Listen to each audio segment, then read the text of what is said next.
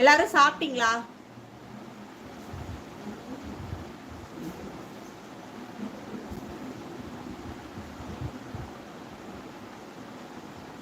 அஞ்சாசிங்க மருந்து பண்ணி உங்க பேர் கேட்டா இன்னைய வரைக்கும் சொல்லல.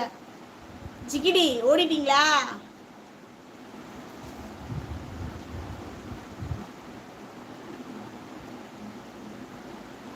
பாசக்காரா? அப்பப்பதான் டியூப் லைட்டா ஆயிடுவேனே மணி. தெரிஞ்ச உலக வழக்கம் தானே. உடனே சொல்லுவீங்க நீங்க அப்பப்பல எப்பவுமே டியூப் லைட். ஏமா என் பெயரே மருது பண்டிதன். ஓ, உங்க பேரே மருது பண்டிதனா? நைஸ் நேம், சூப்பரான பேர். உங்க அப்பா அம்மாவுக்கு தேங்க்ஸ் சொல்லுங்க, அழகான பேர் வச்சிருக்காங்க. எங்க சிவகங்கையாங்க நீங்க? மருது இனிமேல் தான் சாப்பிடணும். ஓகே ஓகே, நானும் சாப்பிடல, வெயிட்டா தான் ஆகும். நீங்க இதை கூட தோட போட்டுக்கலாம் போலவே.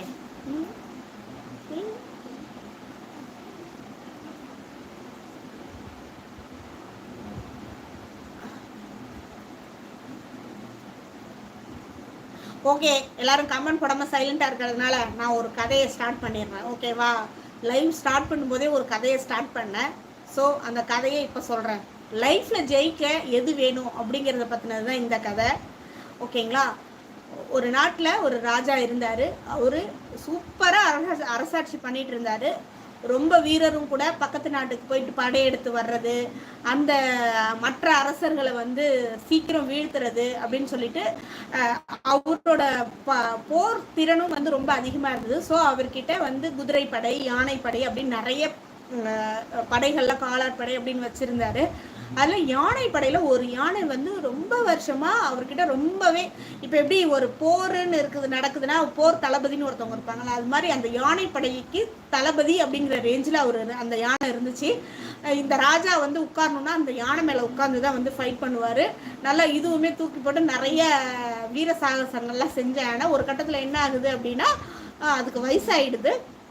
வயசாகவும் அவர் ராஜா வந்து ஓகே வயசாயிடுச்சு அப்படின்னு சொல்லிட்டு ஒரு சின்ன இடத்துல வச்சுட்டு கட்டியெல்லாம் போட்டு அதை ஆனால் ரொம்ப நல்லா பார்த்துக்கிறாரு. ஆனால் போருக்கு வந்து அழைச்சிட்டு போகிறதில்ல. இந்த யானைக்கு வந்து ரொம்ப வருத்தமாக இருக்கும். அப்படிதான் வந்து அந்த பாகன் வந்து யானையை பார்த்துக்கிறதுக்கு பாகன் இருப்பாங்கள்ல, ஒரு சின்ன குளத்துக்கு வந்து குளிக்கிறதுக்குன்னு அழைச்சிட்டு போவார்.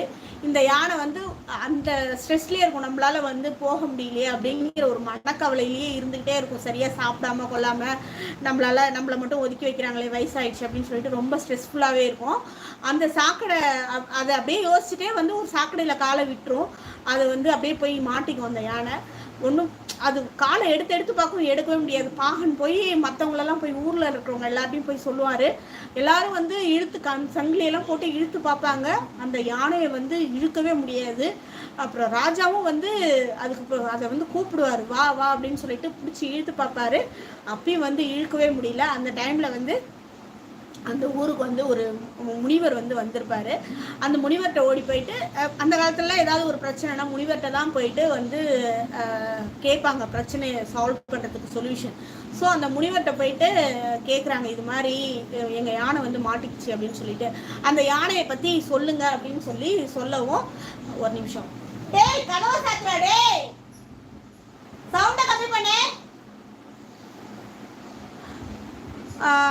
ஓகே, இந்த யானையை பற்றி சொல்லுங்க அப்படின்னா, இது வந்து போரில் இருந்ததையும் போரில் எந்த அளவுக்கு சாகசம் பண்ணுச்சு அப்படிங்கிறத பற்றியும் ஒரு ராஜா வந்து டீட்டெயிலாக சொன்னோடனே, ஓகே அப்போனா நீங்கள் என்ன பண்ணுங்க, இந்த போருக்கு வந்து அப்போலாம் வந்து ஒரு இசை வந்து முழங்குவாங்க இல்லையா, போர் இசைன்னு சொல்லிட்டு, இதை நீங்கள் முழங்குறீங்க அப்படி, அதை வந்து அந்த சத்தத்தெல்லாம் எழுப்புங்க, போருக்கு தயாராகிற சத்தத்தை எழுப்புங்க அப்படின்னு சொல்லி அந்த முனிவர் வந்து சொல்லுவார்.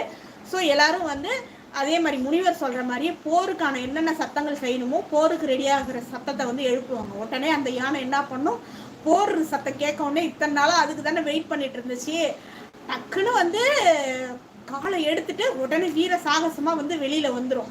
ஸோ உடல் வந்து நலிவடைஞ்சாலும் மனசில் நமக்கு வந்து உற்சாகமும் தைரியமும் இருக்குது அப்படின்னா கண்டிப்பாக வந்து நம்ம வந்து ஷைன் ஆகலாம். அதே மாதிரி ஒவ்வொருத்தவங்களுக்கு என்ன விஷயம் பிடிச்சிருக்கு, நம்ம ஒருத்தவங்கள்ட்ட பழகிறோம் அப்படின்னா அவங்களுக்கு என்ன பிடிச்ச விஷயம் அப்படிங்கிறத நம்ம வந்து நல்லா அப்சர்வ் பண்ணிட்டு, அவங்க இதாக டிப்ரெஸ்ஸாக இருக்கும்போது நம்ம வந்து பிடிச்ச விஷயங்கள் செஞ்சோம்னாலும் அவங்களுக்கு ரொம்ப